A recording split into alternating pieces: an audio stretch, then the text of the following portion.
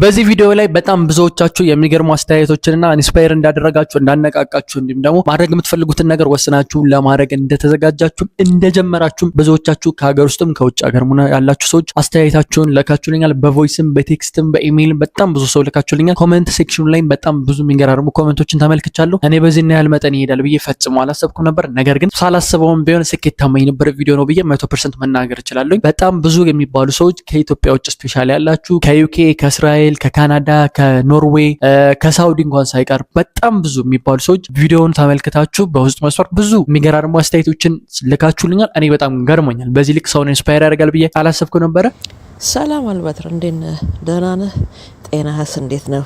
ዩቲዩብ ቻናልህን አይቼው ነበር። አዲሱ ቢሮ ላስጎበኛችሁ የሚለው አየሁትና ደግግሜ 2-3 ጊዜ አየሁት። ቬሪ ኢንተረስቲንግ፣ እንዴት ደስ እንዳለኝ ከመጀመሪያ ጀምረህ ላይፍህ ምን እንደሚመስል እንዴት እንደነበር እዛ ላይ ይሄ ራሱ ለታሪክ እንደዚህ ቀርጸህ ማስቀመጥ ራሱ በጣም ምን ልበልህ፣ you are very smart guy ነው። በቃ በጣም ነው ደስ ያለኝ እና ኢንተረስቲንግ ሆኜ ያዳመጥኩት ነበር። ዋው እንኳን ለዚህ ያበቃ። በጣም ነው የተደሰትኩት። ለወደፊት ደግሞ እንዳያያዝ እንደ ምክር አሰጣጥህ ከሆነ ትልቅ ቦታ የምትደርስ ነው የሚመስለኝ። በጣም ነው የማመሰግነው። እንደዚህ አይነት ቀለል ያሉ ቪዲዮ ስትለቅልን የላይፍ እንትኖች በጣም ደስ ይላልና ካንተ ብዙ ተምሬያለሁ። በጣም ነው የማመሰግነው። ዜድ ነኝ ከካናዳ። ስለዚህ ዛሬ ደግሞ የምር ከአመታት በፊት ወደ ኋላ ልመልሳችሁና ይሄ ቪዲዮ ላይ እንግዲህ ከ9 ወር በፊት የነበረውን እና አሁን ላይ ያለውን ነገር ነው ያሳየዋል። ነገር ግን ከ9 ወር በፊት ሳይሆን እስኪ ከ4 ከ5 አመታት በፊት ዩኒቨርሲቲ ያለ አልበትር ምን ነበር የሚለውን ቪዲዮ ላሳያችሁ። ይሄንን ማደርገው አሁንም ኢንስፓየር እንድትሆኑ የምር የሆነ ነገር በከንቱ እንደማይመጣ ታመናችሁ ፈጣሪያችሁን ወይም ደግሞ ኮንሲስተንሲ ካላችሁና ዴዲኬትድ ከሆናችሁ ስኬቱ መምጣቱ እንደማይቀር ለማሳየት ነው። አይ ኖ የትም ደረጃ ላይ አልደረስኩም። ይሄን ስላችሁ ራሴን ትልቅ ቦታ ደረጃ ለምናምን አይደለም። ነገር ግን እናንተ በኔ ህይወት ውስጥ ያላችሁ ወይም እንደኔ አይነት ህይወት እያሳለፋችሁ ያላችሁ ስትራግል እያደረጋችሁ ያላችሁ ሰዎች እመኑኝ የምበልጣችሁ ምናልባት ጥቂት ወራት ጥቂት አመት ብቻ ነው። ስለዚህ ያችን ጥቂት ወራትና ጥቂት አመት ያገኘኋትን ኤክስፒሪየንስ የለፈውበትን ልፋት በነግራችሁ ባሳያችሁ የት እንደነበርኩኝ አሁን የት ጋር እንዳለሁኝ ባሳያችሁ ይረዳችኋል ብዬ ስለማምን ሰው ብልኝ ይሄን ቪዲዮ ምንም አይነት ትርፍ ነገር ለማግኘት ወይም ደግሞ ምንም አይነት አላማ ይዞ የተነሳ አይደለም። እናንተ እዚህ ችግር ውስጥ ያላችሁ ሰዎችን እኔም እንደዚህ ውስጥ ነበርኩኝ so you can do it የሚለው መልእክት ብቻ ለማስተላለፍ የተሰራ ቪዲዮ ነው። ስለዚህ እስከ መጨረሻው ድረስ ማየታችሁ እንዳትረሱ ብልኝ።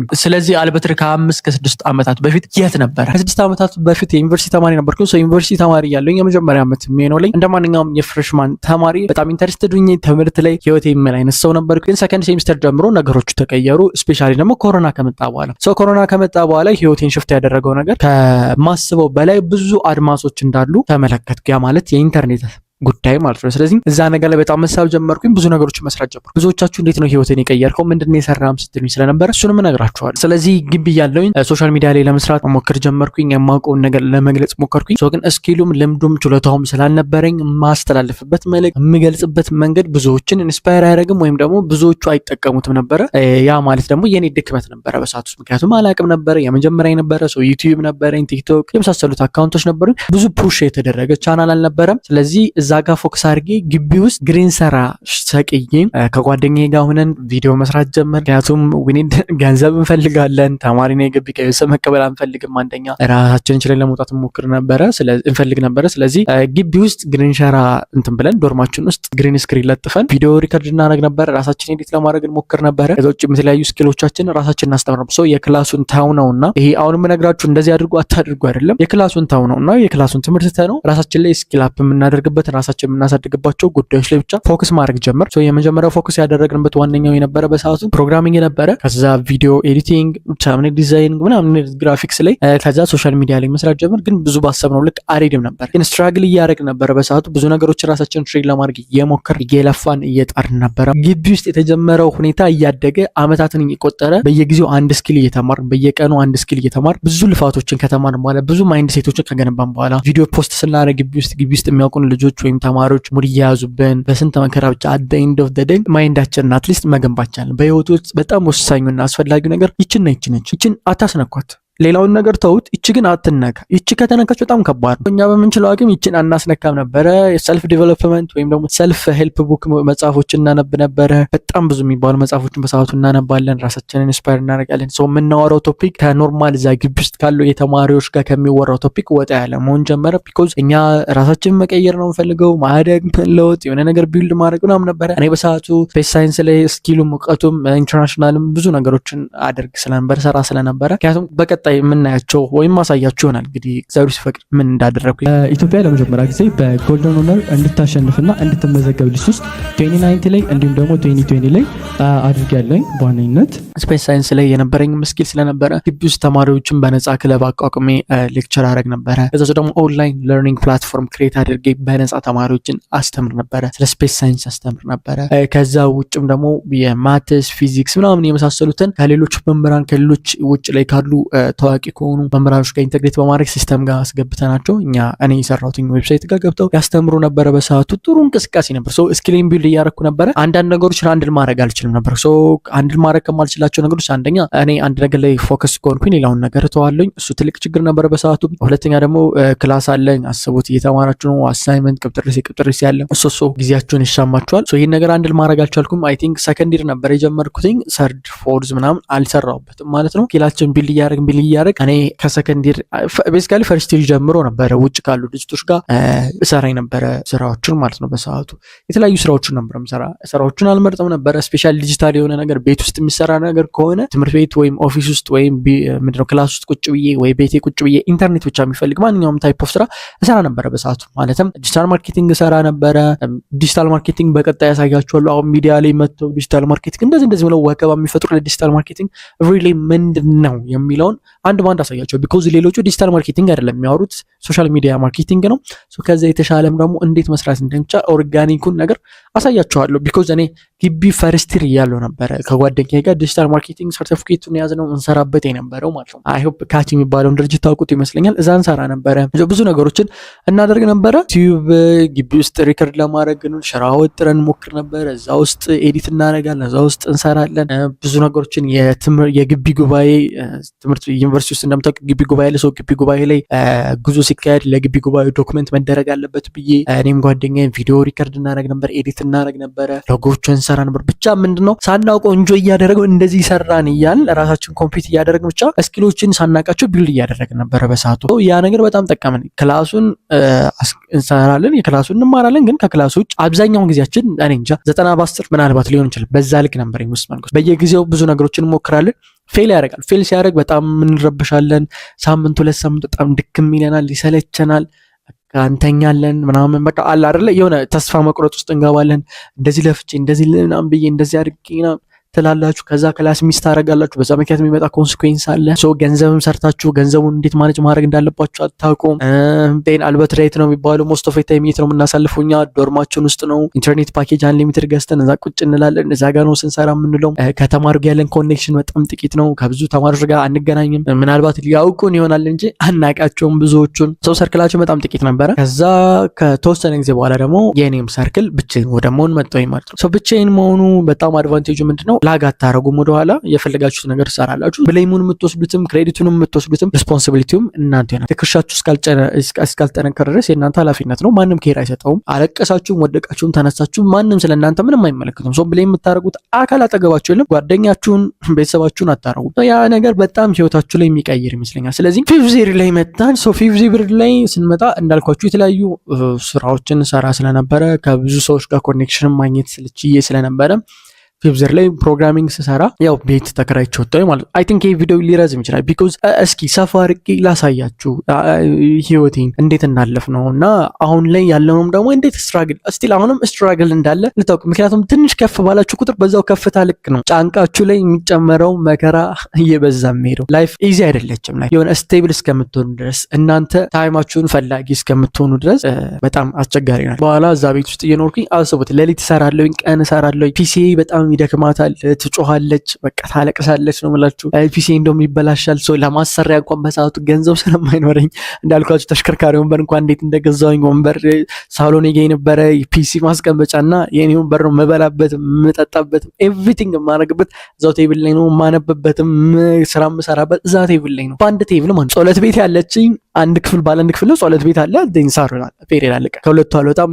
ጓደኛ ቤተሰብ ውይ እሱን ተውት። ሰው ፋሚሊ የሚያወቅኩ መጨረሻ ክላስ ከጨረስኩኝ በኋላ ነው ያሳየኋቸውኝ። ማን እንዳለኝ ሁላ ማንም ሰው አያውቅም ነበር። ቤቴ መስኮት ሳሎን ላይ መስኮት የለውም ነበር። ፀሐይ ሲሆን ቀጥታ ፀሐይ ጥብስ ያደርገኛል ማለት ነው። ከአንዳንድ ያገኘኛል። ወንበሩን ወደዛ ገፋለሁኝ። ፀሐይ የማይደርስበት ቦታ ላይ እያደረኩ መጋረጃ እንኳን በሰዓቱ መግዣ አልነበረ ነው። ይህን ምላችሁ ምንድነው እነዛም ፔኖች ማሳለፌ እኔ እግዚአብሔር ይመስገን ቤቴ ቅዱስ ገብርኤል እግዚአብሔር ይመስገን በቃ እንድጠነክር አደረገኝ። እመኛው የነበረን ህይወት መርጫለሁ ያን ህይወት። ስለዚህ ስትራግል እያደረኩኝ ነበረ። አንዱ ሌሊት የሆነ ሰዓትና ዝም ብዬ አንዳንዴ ፉቴጆችን እንቀርጻለሁ። ለምሳሌ ሌሊት እየሰራሁኝ ምናምን እቀርጻለሁ እና አንዱን አሳይቻችሁ ልመለስ። ስንት ሰዓት ነው መሰላችሁ? 7 ሰዓት ከ25 እንግዲህ ከሌሊቱ 7 ሰዓት ከ25 ነው። እዚህ ጋር ሙሉ አይ ቲንክ ቮይስ ካንሰል ስለሚያደርግ ማይኩ አሰሙትም እንጂ የፒሲን ድምጽ ብትሰሙት በጣም ነው የሚያስጠላ። ዛሬ በዚህ ሁኔታ የተከሰትኩበትን ምክንያት ልንገራችሁ። ኢትስ ኖት ብሎግ ምናምን፣ ግን አንድ የተረዳሁት ነገርና ራሴን ፕሮግረስ ለማድረግ እያሰብኩኝ በነበርኩበት ሰዓት በቃ ዲሲሽን የሰጠሁት አንድ ነገር ነው። ስራ ሳያልቅ መተኛት የለብህም አልበትም። ስራ ሳያልቅ መተኛት የለብህም በሚለው መሰረት አሁን እየሰራሁኝ ያለኝ ፒሲን እዚህ ጋር ብትሰሙት ቶታል እያለቀሰ ነው ያለው። ከሚገባው በላይ ብዙ ብርደር ተጭኖበታል። ራን እያደረገ ነው፣ ኮንቨርት እያደረገ ነው። እንደውም በጣም ከሚገባው በላይ እስኪ ላሳያችሁ፣ ቱር ላድርጋችሁና አንዳንድ ነገሮችን ልበላችሁ። ይሄ እንግዲህ ተምኔል ነው። ተምኔሉን እየሰራሁበት ያለሁት ነው። እዚህ ጋር ደግሞ ቪዲዮ ኮንቨርት ታዟል። እዚህ ጋር ደግሞ ሌላ ተምኔል እዚህኛው ፒሲ ጋር ታዟል። አሁን ምንድን ነው እየተሰራ ያለው? አልተኛሁም እንቅልፍ እያልኩኝ ወይም ፕሮሞት ለማድረግ ራሴን እየሞከርኩኝ አይደለም። እሺ ተመልከታችሁታ። ከዛ በተጨማሪ ፒሲ እንዳልኳችሁ ስትበላሽ ማሰሪያ ገንዘብ ስለሌለ እኔ ነኝ የምጠግናት። እኔ ፈትቼ ምናምን ነገር አዋራውን አጽድቼ የማውቀውንም የማላውቀውንም ፈትቼ ምናምን እሞክራታለሁ ግን ስቲል እስካሁን ተበላሽታ አታውቅም። እግዚአብሔር ይመስገን። በሰዓቱ አጠግናታለሁ፣ አጸዳታለሁ፣ ምናምን ትሰራለች ማለት ነው። እንደዛ እያደረኩኝ ስትራግል እያደረኩኝ ፋይናሊ ምን እያደረኩኝ መጣኝ? ዲሲፕሊን ቢልድ እያደረኩኝ መጣ። ስራ ሲቀር ስራ ያላለቀ ስራ እጅጋ ሲቀር እየጨነቀኝ ነው መጣ። ስተኛ ማለት ሳልጨርሰው ዚያን ስራ መተኛት በቃ የሚጨንቀኝ ሰው ሆነ። ኤቭሪዴይ እሰራለሁ፣ ቀን አልተኛም። እኔ ኦልሞስት 14-15 ዓመት አይሆነኝም ብላችሁ ነው። በትንሹ ከ4 ሰዓት በላይ ከተኛኝ ራሴን ያመኛል። አይ ነው ከ8 ሰዓት ተኙ እንደሚባል አውቃለሁ። እና ለራሴ ፎርሙሌት ያደረኩት ለእኔ ጠቀመኝ የተጠቀምኩበት መንገድ ነው። አይ ነው ሳይንቲፊካል ምናምን ስተዲዎች ጥሩ ላይ ሆኑ ይችላሉ፣ ወይም ደግሞ ትክክል አይደለም 8 ሰዓት ተኙ ሊሉ ይችላሉ። ሰሞኑም እንደዚህ አይነት ነገሮችን አይቻሉ። ግን አላቅም እኔ ከ4 ሰዓት በላይ ከተኙ ራሴን በጣም ያመኛል። ሌሊት ቁጭ ብዬ ነው ማድረው። እንደውም የሌሊቱ ጊዜ ደግሞ በጣም ሰላም ነው የሚሰጠኝ። ቢኮዝ ማንም ዲስትራክት የሚያደርጋችሁ የለም። ስራ ትሰራላችሁ። ግቢ ያለውኝ የማደርጋችሁ አንዳንድ አክቲቪቲዎች ለምሳሌ ሌሊት እነሳለሁ። ሌሊት ተነስቼ ሁሌ 6 ሰዓት እተኛለሁ ማታ ሌሊት 6 ሰዓት። ከዛ 10 ሰዓት ቢበዛ 10 ተኩል እነሳለሁ። ካለፈ 10 ሰዓት ጭንቅላቴን ያመመኝ ነው በዚጋሊ የምነቃው። እነሳለሁ። ከዛ ተነስቼ ጸሎት አደርጋለሁ። ብዙ ዶርሜ ውስጥ ቴንሽን ቦክስ ዘርግተን ነበረ። ጸሎት አደርጋለሁ። ጸሎቴን ካደረግኩ በኋላ ተነስቼ ስፖርት እዛው ፍሎር ላይ እሰራለሁ። ደረጃዎቹን መውጣት መውረድ እሰራለሁ። ስኳት እሰራለሁ።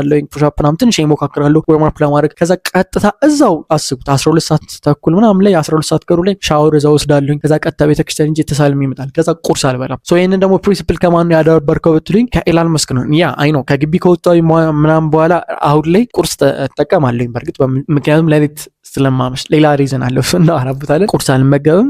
ክላስ ሄዳለሁ። ከክላስ እንደተመለስኩኝ ስራዬ ላይ ቁጭ ብዬ እውላለሁ።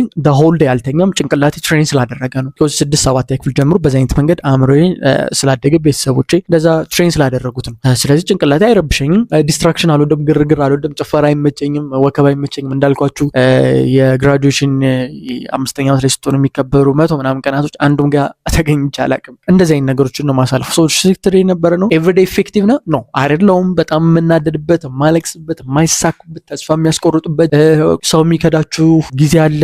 የምታምኑት ምናምን እንደ ህፃን ልጅ ድራማ የሚወድበት ሰው ካራክተር ያለበት ጊዜ ታገኛላችሁ። የሆነ ሰውን በጣም ተቀራርባችሁ የሆነ ስራ አስባችሁ ምናምን እንደ ህፃን ልጅ እኔ እንጃ ብቻ በጣም ያላረፉ ሌሰኖችን ትወስዳላችሁ። እና የሚያናደደኝ የነበረ ሰው ዳይሬክት ኮሚኒኬሽን በጣም ብዙ ሰው ይጠላል። ሁለተኛ ደግሞ ባውንደሪውን አያውቅም፣ መስመሩን አያውቅም። የራስ ቤት ከገባው በኋላ እንደዚህ ነበረ የምሰራው። ፕሮግራሚንግ እሰራለሁ። ከዛ አዲስ የሚባል የቢዝነስ ሞዴል እንዳለ ስተዲ ሳደርግ አወቅኩኝ። እሱ እሱም ደግሞ ቲክቶክ ነበረ። ሶ ምንድነው የሰራውና በእነዚህ በ9 ምናምን አጭር ወራቶች ህይወትን የቀየረው ብትልም ቲክቶክ ነው። ሶ እንዴት ቲክቶክ ቀየረው? በጣም አሪፍ ጥያቄ ነው። ቲክቶክ ላይ ከ200 ከ300 ሺህ በላይ ተከታይ ያላቸው ከአንድ 2-3 ቻናሎች አሉ በኢትዮጵያ የተከፈቱ ግን 5 ሳንቲም ሜክ አላደርግባቸውም። ቢኮዝ እኔ ቲክቶክ ላይ መጥቼ ዊርድ የሆነ ኮንሰፕት ማውራት አልፈልግም። ቢኮዝ እንትና እንትኑ የእንትና ገመና እንትና አልወድም አልፈልግም። የሆነ ሰውን ቢውልድ ያደርጋል ብዬ አላስብም።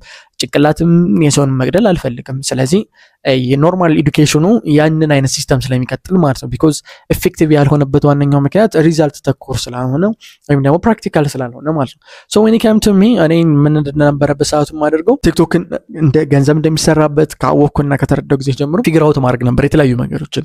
እኔ ገና ቲክቶክ እንግዲህ አስቡት በዩኬ መክፈት ሳይቻል በዩኬ የከፈትኩኝ የነበረ በዩኬ ከዛ እንዴት አድርጌ ኢንቴግሬት ማድረግ እንዳለብኝ እንዴት ቪዲዮ መስራት እንዳለብኝ ኤቭሪቲንግ ብቻ ኦልሞስት በትንሹ ከ6 ከ7 ወር በላይ ፈጅቶብኛል። ከ1 2 3 4 ቻናሎች እየተዘጉብኝ ግን መጨረሻ ላይ ግን ሰክሲድ ሲያደርግ በስራ ሲሳካ ባንዴ የሚገርም ገንዘብ ነበር ያገኘሁት። ሶ ያ ገንዘብ ብዙ ለውጦችን አመጣ። ባለፉት 30 ቀናቶች ብቻ ከግማሽ ሚሊዮን ብር ወይም ደግሞ ከ500 ሺህ ብር በላይ ሰርቻለሁ። ይህንን ልሰራበት የቻልኩኝ የሀብታም ልጅ ስለሆንኩኝ አይደለም፣ ወይ ተበድሬ አይደለም፣ ወይም ደግሞ ማጂክ አይደለም። ነገር ግን ኮንሲስተንሲ፣ ስትራቴጂ እና እያንዳንዱን አይዲያዎችን ማወቅ መቻሌ ነው።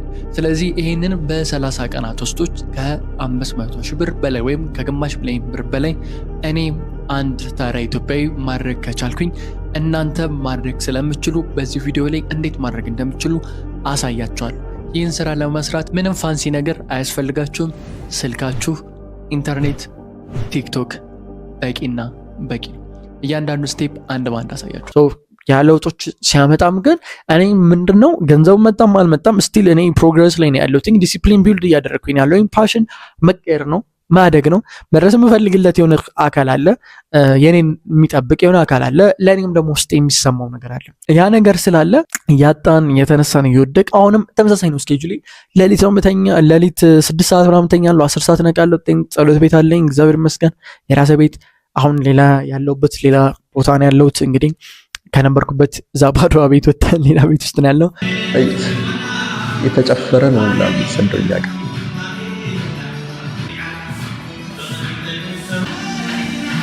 ይሄኛው የሳሎኑ ምናምን ላይ መጨረሻው ጽዳትና ጠረና። አሁን ወደ ቤቱ ነው የምንሄደው። አጥርተን ጨረስን። ቤቱን እንዴት እንዳጸዳነውና ምን ያህል ሰዓት እንደፈጀብን አብረን የምናይ ይሆናል። እየመጣችሁ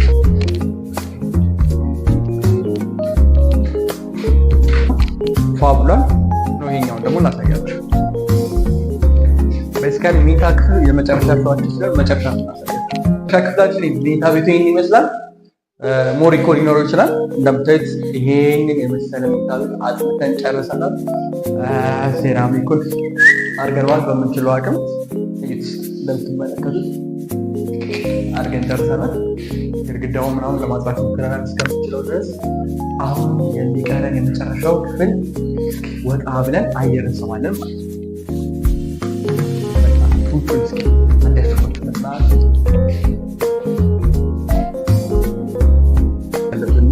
ከቤዛዊት ማርያም የመጣ ጸበል ነው። ከጓደኛዬ ነው የሰጠችኝ።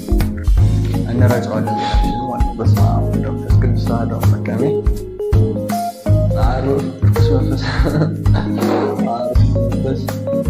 እያንዳንዱ ክፍል እንረጫለን።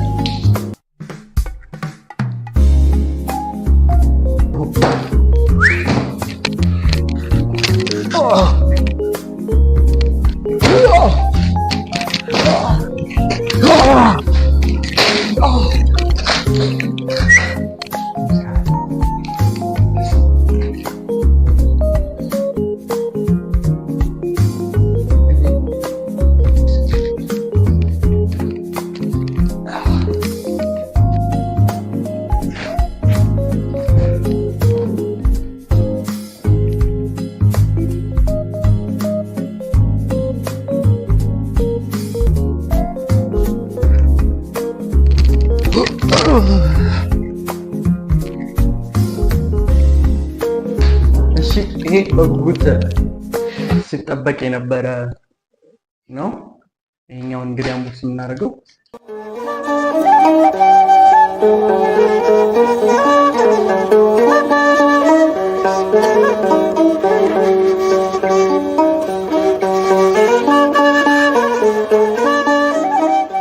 ከዛ የብርድ ልብስ በየትኛው እንደራሱ ግራ ገብቶኝ ከፊት ከኋላ የሚለውን ከዛ እንደዚህ ፋ ጽድት አድርገን አጸዳናት፣ አነጠፍናት ፋ አድርገን ይሄን ይመስላል። እና ይሄ ስዕል ነው በጣም ብዙ ታሪክ ያለው ስዕል ነው። የሚገርማቸው በጣም ብዙ ማለት ከ2 ከ3 ዓመት በፊት ጀምሬ ፈልገኝ ነበረ ስዕል ነው።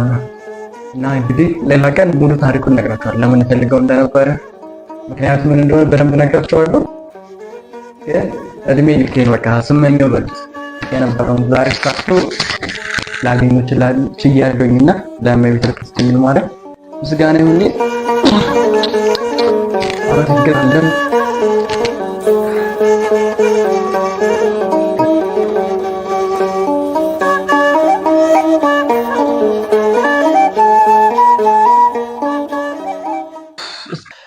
እዛ ጸሎት ቤት አደርጋለሁ። ጸሎት ካደረግኩኝ በኋላ ቀጥታ ኦፊስ ነች፣ አንድ ክፍል አለች። እሷን በቃ የመጨረሻ ነው የምወዳት። እዛ ቁጭ እላለሁ። ብዙ ሰዓቴን እዛ ነው የምጠቀሙ። አብዛኛውን ዋች አወር ምንድነው የሚባለው ስክሪን ታይሜን ብትመለከቱ የፒሲ በጣም ብዙ ሰዓት ነው። ከ16 ከ17 ሰዓት ከ18 ሰዓት በላይ ዋች አወሩ የፒሲ ይበልጣል። ስልኬ ጋር አላቅም 1 ሰዓት 2 ሰዓት ምናልባት ኮንተንት ለማየት ወይ አንዳንድ ነገር አጅስት ለማድረግ ወይ ደግሞ ኤርጀንት የሆኑ ቴክስቶችን ለመለስ አሮ ነው ብቻ እንደዛ ነው የምጠቀምበት እንጂ ስልኬን አልጠቀምበትም። ሶ ምንድነው ይሄን የምላችሁ መነሳት መውደቅ ኢዚ ነው፣ በጣም ቀላል ነው። ይሄ ከ4 ከ5 ዓመት በፊት አንድ የተረዳሁት ነገር አሁንም ግቢ የምትገቡ ተማሪዎች ምናልባት ይሄን ቪዲዮ እያያችሁት ከሆነ እመኑኝ ዲሳይድ አድርጉ። ምንም አትሆንም። እስኪ የማይገላችሁ ነገር የማይገላችሁ ፈተና ምንም አያደርጋችሁም፣ ያጠነክራችኋል እንጂ። ስለዚህ እናንተን ለመጠንከር ሞክሩ፣ ለመስራት ሞክሩ። ሰርክላችሁን አጥቡ ምናምን፣ ራሳችሁን አጠንክሩ፣ በርቱ ምናምን ሲባል ሌላውን ግፉ ማለት አይደለም። እንደዛ ኢንተርፕሬት አታድርጉት። ግን በቃ በቻላችሁት አቅም ለማደግ ሞክሩ። እስፔሻሊ ደግሞ አሁን ጀነሬሽኑ ደግሞ እንደምታዩት ኢትዮጵያም ላይ ባለው ሁኔታ ምናምን ዲጂታል ነገር ላይ ብትሳተፉ አሪፍ ነው። ኢትዮጵያ ወደ ዲጂታሉ እየሄደ ስለሆነ ማለት ነው። ዲጂታል የሆኑ ነገሮችን ተማሩ፣ ስኪል ቢልድ አድርጉ። መማርን አትጥሩት፣ መምራትን አትጥሩት። ኢፌክቲቭ ነው። አሁን ለምሳሌ ዩኒቨርሲቲ ሰው አይግባ ብዬ አስባለሁ። ለምንድን ነው እንዲገባ የማልፈልገው? የትምህርት ሚኒስቴሩም እንደተናገሩት በቅርቡ ጥሩ ህይወት መኖር የምትፈልጉ ከሆነ ዲግሪ አያስፈልጋቸውም። በምንም ህግ ጥሩ ህይወት ለመኖር የዩኒቨርሲቲ ዲግሪ ያስፈልጋል ያለ ብለዋል። ስለዚህ እኔ የምለው ምንድን ነው የምትፈልጉት ምንድን ነው? እሱን አይደንቲፋይ አድርጉት። ምንድን ነው የምትፈልጉት? ዩኒቨርሲቲ ገብታችሁ ለምሳሌ ዶክተር መሆን ከሆነ በቃ ፓዝናችሁ ወይም ደግሞ ማለፍ የምትችሉት በዛ አይነት መስመር ነው። ዘላችሁ ከ6ኛ ክፍል አቋርጣችሁ ወይ ከ10ኛ ክፍል አቋርጣችሁ ዶክተር መሆን አትችሉም። ያን የምትፈልጉት ገንዘቡ ኑሮ ምናምን ባያሰባችሁም ግን ያንን ትምህርት መማራችሁና በዛ ትምህርት ማገልገላችሁ በቃ ልባችሁን ሳቲስፋይ የሚያደርግ ከሆነ ዱኢት፣ ዩኒቨርሲቲ ግቡ፣ ያንን ትምህርት ተማሩ።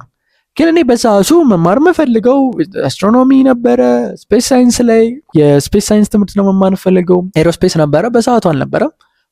ይመቻችሁ ብዬ ወደ ራሴ ሽፍት አደረኩኝ ማለት ነው። ጊዜው ሲደርስ ትማራለህ። ሜቢ ጋድስ ፕላን ሁኖስ በዛ መሰረት ነው። ስለዚህ ሁለተኛው ፓርት ደግሞ ዩኒቨርሲቲ የምትገቡት ገንዘብ ለማግኘት ከሆነ የምር ልንገራችሁ፣ የሚያስተምራችሁ መምህራኖች ከእናንተ የተሻለ ገንዘብ አያገኙም። ለምን እንደዛ እንደበላችሁ ልንገራችሁ። እናንተ ቢያንስ ዩኒቨርሲቲ ናችሁ እየተማራችሁ ቤተሰብ የሚሰጣችሁ ገንዘብ ዘና ብላችሁ ናችሁ። ቢኮዝ የምትበሉበት የምትጠጡት አትጨነቁ፣ ተረዳጁ፣ የምተኙበት አትጨነቁ፣ ሞሬዲ ተዘጋጅቶላችሁ። እነሱ ግን የሚበሉትን የሚጠጡትን የትራንስፖርት ኤቭሪቲንግ የሚጨነቁ ናቸው መምህራኖቻችሁ። ያን ስላችሁ እነሱ እንግዲህ እናንተን ገብታችሁ እዛ ተምራችሁ በዛ ትምህርት ሀብታም የምትሆኑ ከሆነ ዋይኖት እናንተን የሚያስተምሯችሁ እናንተን የሚያሰለጥኗችሁ መምህራን ለምን ሀብታም አልሆኑ? ያ የትምህርት ካልኩለሙ ኤዱኬሽን እሱ አይመለከተኝም። እውነት ለመናገር ለምንድነው እንደዛ ብላችሁ እሱ ደግሞ ማውራት የምችልበት አቅም ስለሌለኝ እነሱ ያን የተሻለ ኑሮ እያኖሩ ያልሆኑ ሰዎች እናንተንም ደግሞ ተመልሰው ሲያስወጧችሁ ወይም አስተምረው አሰልጥነው ስትወጡ ከነሱ ያነሰ ኑሮ ነው የምትኖሩት ማለት ነው። የስራ ሁኔታው ምናምን ስላለ። ስለዚህ የምትገቡት ለምንድነው እሱ ፊግር አውት አድርጉ። የተሻለ ኑሮ መኖር የምትፈልጉ ከሆነ የዩኒቨርሲቲ ትክክለኛ ቦታ አይደለም። 100% እጥፍ ፐርሰንት ትክክለኛ ቦታ አይደለም ናይዲስ። ሁለተኛው ፓርት ደግሞ የምትፈልጉትና ያን ትምህርት በመማር ሳቲስፋይ ይሆናሉ የምትል ከሆነ ግቡ። ከዛ ውጭ ግን ተምሬ ለቤተሰብ ይደርሳለሁ አቁሙትና የሆነ ስኪል ቢልድ አድርጉ። ስኪል ቢልድ ለማድረግ ደግሞ በጣም ቀላል ነው። ናይዲስ ኢንተርኔት አለ፣ ስልክ አላችሁ ብዙ ሰዎች፣ አለቅ በቃ ሰርች ማድረግ። እኔ አየለም ከበደም አንድ ኢትዮጵያዊ መምህር አላስተማረኝም። አሁን ለምሳሌ ስለ ቲክቶክ ስነግራችሁ አንድ ሰው አላስተማረኝም። ቲክቶክ ላይ ገንዘብ እንዴት መስራት እንደሚቻል ማንም ሰው አላስተማረኝም። ግን እኔ ግን ተማርኩኝ። የውጭ ሰው ነው ያስተማረኝ። ከፍዬ በመሰራቸውን ክፍያዎችን እያንዳንዱን እየከፈልኩ በዶላር ነው የተማርኳቸው። ዲጂታል ማርኬቲንግን በዶላር እየከፈልኩ ነው የተማርኩኝ። ያንን ሳክሪፋይ አድርጌ የገነባሁት ነገር ነው። ስለዚህ እናንተ የምትማሩትን አንድ ስኪል ምረጡ። ቲክቶክ ማስተር ክላስ እኛ ጋር አለ። አሁን እኔ ኮርሱን እንድትማሩ ምናምን አይደለም፣ ግን ቲክቶክ ላይ እንዴት ነው ገንዘብ መስራት እንደምችሉ ከ20 ከ30 በላይ ቪዲዮዎች እዚህ ቻናል ላይ ሰርቻለሁ። ምንም አይነት ኮምፕሌን ማቅረባችሁ፣ ግን ዋን ቱ ዋን ኮች እየተደረጋችሁ እንዴት እንደምትጠቀሙ፣ እንዴት ኤዲት እንደምታደርጉ፣ እንዴት ገንዘብ መስራት እንደምችሉ፣ እንዴት ዋን ቱ ዋን ሳፖርት መደረግ የምትፈልጉ ካላችሁ የቲክቶክ ማስተር ክላስ 4ኛውን ዙር ምዝገባ መቀላቀል ትችላላችሁ። ያን ምላችሁ ፕሮሞሽን አይደለም፣ አትማሩት። ግን እናንተ ፊግር አውት አድርጉ፣ ሞክሩና አድርጉት። ቢኮዝ እኔ እዚህ ኮርስ ላይ ሳስተምራችሁ ስትማሩ እኔ ያለፍኳቸውን 7-8 ወራት የተዘጉብኝን የሳትኳቸውን ችግር የገጠሙብኝን ከታች ጀምሬ እንግዲህ ከአመታት በፊት የነበረውን ሰቃይ እንዴት በአንድ ሽፍት ላደረገው እንደቻልኩኝ ስለማውቅ ኤክስፔሪንሱ ልምዱ ስላለ አዲስ አካውንት ከ2 ወይም ከ3 ቀን በፊት ከፍቼ አሳይቻችኋለሁ። አዲስ አካውንት የከፈትኩትን አይታችሁታል። እንዴት አድርጌ በአንድ ቀን ውስጥ ብቻ እንዴት አድርጎ ቲክቶክ ሾፕን ጆይን እንዲያደርግ እንዳደረኩት የትኛው ቪዲዮ እንደሚሰራ የቱክ እንደሚሰራ ኤቭሪቲንግ ቲክቶክ ላይ አውቀዋለሁ። ጉራ አይደለም። በደንብ ተሳስቼ በደንብ ፌል አድርጌ በደንብ ሰክሰድ አድርጌ ስለገነባሁት ኮመንት ላይ የምትጽፉት ምን የምትሉት እኔ አይመለከተኝ። ፈታ በሉ። ግን ህይወታችሁን መቀየር የምትፈልጉ ሰዎች አንድና አንድ ነገር ነው፣ አሁኑኑ አድርጉት። ማድረግና ማድረግ ነው። ከዛ በተጨማሪ አንድ ምናልባት ልላችሁ የምችለው ነገር ቢኖር ከቤት ውጡ ስላችሁ በቃ የራሳችሁን ትንሽ ቢሆን እቺ በ1000 ብር አላውቅም በስንት ብር እንደሚገኝ ቤት ክራይ ትንሽ ቤትም ቢሆን ተከራዩና ውጡ። ከዛ የቤተሰባችሁን ጥቅም ተረዱ። በቃ የቤተሰባችሁ በተለይ 18 ከሆናችሁ ቤተሰባችሁን ጥቅም ተረዱ። እስኪ እንዴት እንደሚያበላችሁ፣ እንዴት እንደሚያጠጣችሁ፣ እንዴት ትራንስፖርት እንደሚሰጣችሁ፣ እንዴት እናንተን እየተንከባከቡ ከእግዚአብሔር በታች እንዴት አድርገው እንደ እንቁላል ሹሩሩ እንዳላችሁ እዩአቸው። ወንድ ልጅ ደግሞ ኮንፈርቱ መጣ ነው የሚወደው።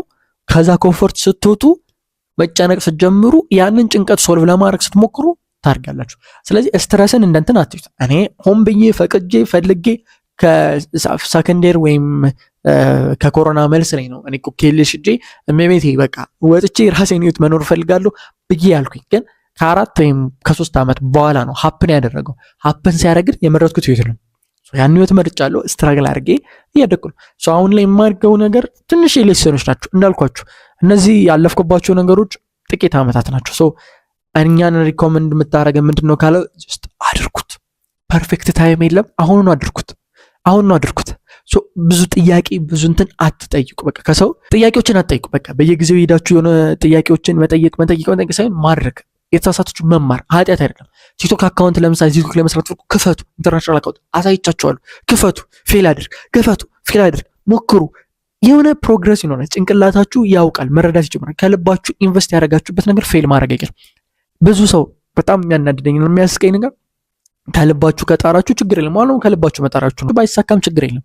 የምር እውነት ለመናገር ከልባችሁ በሚገባ ከጣራችሁ አይሳካም ማለት አይደለም፣ ይሳካል። የማይሳካ ነገር የለም እዚህ ምድር ላይ የሚፈጸም ማንኛውም ነገር። ሀብትንም ቢሆን ታገኛታላችሁ። የምትወዳትንም ሴት ከልብ ከፈለጋችኋት ታገኛታላችሁ። ኤቭሪቲንግ ብቻ ወይ ያለው መንገዱን ማወቅና መረዳት መቻል። አሁንም በድጋሚ ነው ብላችሁ ይሄን ኮንተንት እንዴት አድርጌ ኦርጋናይዝ አድርጌ እንደማቀርብላችሁ አላቅም፣ ግን ሜቢ የሚጠቅማችሁ ከሆነ አይ ሆፕ ሶ ይጠቅማችኋል ብዬ አስባለሁ። ከዛ ውጭ ካልጠቀማችሁም ሊቪት ኤኒዌይስ፣ ግን ኢንስፓየር እንደምትሆንበት ተስፋ አድርጋለሁ። በሌላ ቪዲዮ አገኛችኋለሁ። ይሄ ቪዲዮ እንደረዘመ ተስፋ አድርጋለሁ። በሌላ ቪዲዮ አገኛችኋለሁ። በዛ ቪዲዮ ግን ሳገኛችሁ ግን ሌላ አስደናቂ ነገሮችን ይዤላችሁ እመጣለሁ።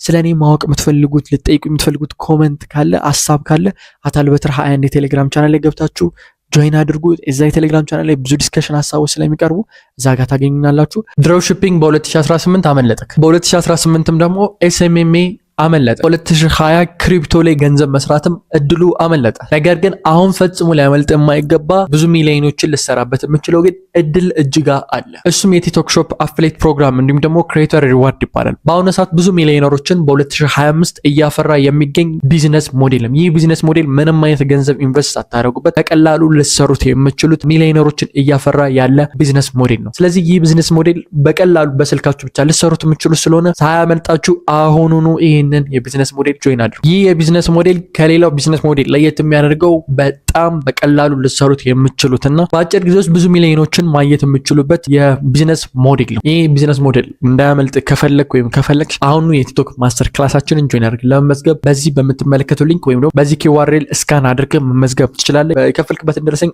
@አልበትር 26 የቴሌግራም ቻናል ላይ ላክልን። የኛ ቲሞች በ6 ሰዓት ውስጥ አፕሮቭ አድርገው ለ2 ወር የሚቆየውን ኮርስ ያስተምሯቸዋል።